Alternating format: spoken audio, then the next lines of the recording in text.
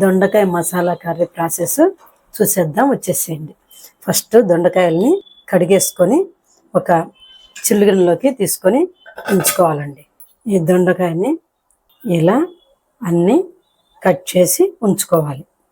ఇలా 4 వైపులా కట్ చేసి ఉంచుకోవాలండి. అన్ని దొండకాయల్ని వంకాయలు అయితే కట్ చేసుకుంటామో అలా కట్ చేసి పెట్టుకోవాలి.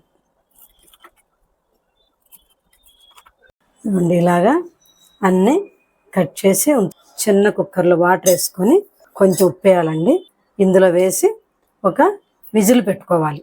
స్టవ్ వెలిగించి స్టవ్ మీద పెట్టేశానండి కుక్కరు. ఒక విజిల్ వచ్చేసినాయి. ఇప్పుడు మనము ఒక చిల్లుగిన్నెలు తీసుకొని ఉంచుకోవాలి. వీటిని ముందుగా పల్లీలు వేయించుకోవాలి. కొంచెం వేగాయి ధనియాలు. ఈ ధనియాలు కూడా కొంచెం వేగిన తర్వాత ఆ పచ్చి కొబ్బరి కూడా వేయించుకోవాలి. అంటే కాసేపు వేయిస్తే సరిపోతుంది. మెంతులు, జీలకర్ర, కొంచెము ఆవాలు తీసుకున్నాను, అవి కూడా వేసి వేయించుకోవాలి. వేగిపోయాయి. 2 యాలకులు, తర్వాత చెక్క, రాతిపూత, మొగ్గ, లవంగాలు అన్నీ కొంచెం కొంచెం వేసుకున్నాను. స్టవ్ ఆఫ్ చేసేసి ఆ వేడికి వేయించుకుంటే సరిపోతుందండి. అవన్నీ ఇవి కొంచెము చల్లారిన తర్వాత మిక్సీలో వేయాలి. వేడిగా వేయకూడదు. చల్లారిపోయాయి. ఇవన్నీ మిక్సీ జార్లో వేసుకోవాలి.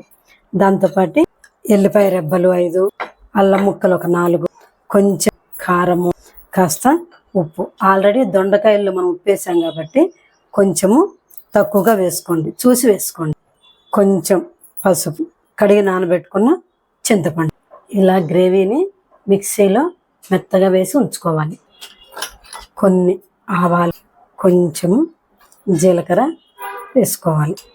కొంచెం కరివేపాకు చిటపెట్ట అన్న తర్వాత కొంచెము ఇంగువ కూడా వేసుకోండి. టేస్ట్కి బాగుంటుంది.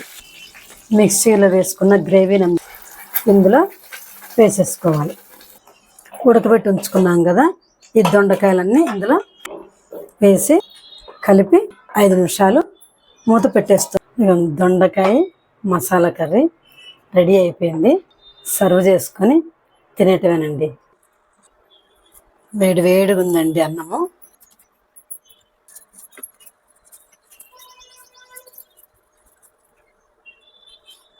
టేస్ట్ చాలా బాగుందండి. కంపల్సరిగా ట్రై చేయండి. ఈ దొండకాయ కర్రీని చాలా టేస్టీగా ఉంది.